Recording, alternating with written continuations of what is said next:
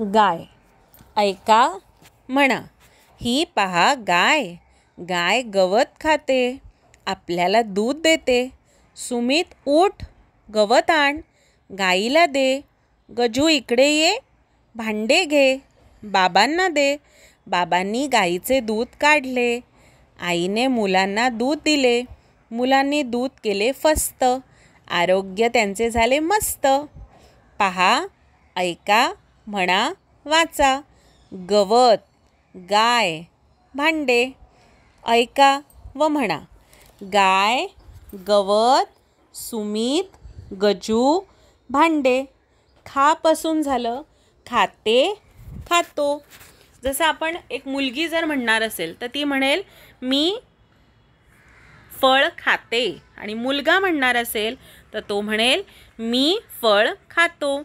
तसं देचं होणार देते, देतो. येचं होणार येते, येतो.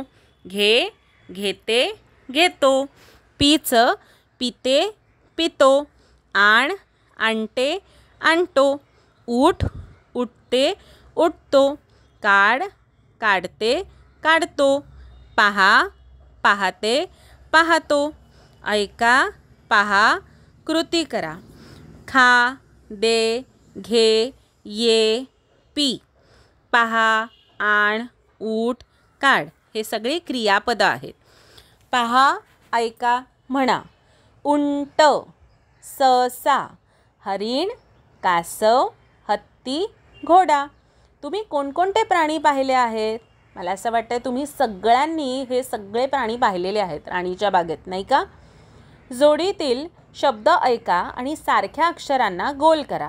गोलातील अक्षरे वाचा. जसं की ह, ल, त, न, ग. हत्ती, हरिण हे या वरती दिलेल्या अक्षरांसारखे आहेत. गाल, लाल, कान, छान. तर ह्याच्यामधले सारखे शब्द कुठले आहेत? तर गाल आणि लाल हे सारखे आहेत. कान आणि छान हे पण सारखे आहेत. गवत, गजू हे काही सारखे नाही वाटत आहे. गवत, सुमित हे पण नाही. तर आपल्याला 2च जोड्या मिळाल्या, जे की गाल आणि लाल आणि कान आणि छान. वरील अक्षराने सुरुवात किंवा शेवट होणारे तुम्हाला माहीत असलेले शब्द सांगा. जसं की ह पासून सुरुवात असणारे शब्द कुठले? तर हत्ती आणि हरिण. तसंच न पासून असणारे कुठले आहेत? कान, छान. त पासून सुमित, तलवार. अजून ग पासून गवत, गजू. न पासून कान, छान. बरोबर. आता पहा आणि ऐका, समजून घ्या आणि वाचा. त अधिक काना म्हणजे ता होतो. ग अधिक काना म्हणजे गा. न अधिक काना म्हणजे ना.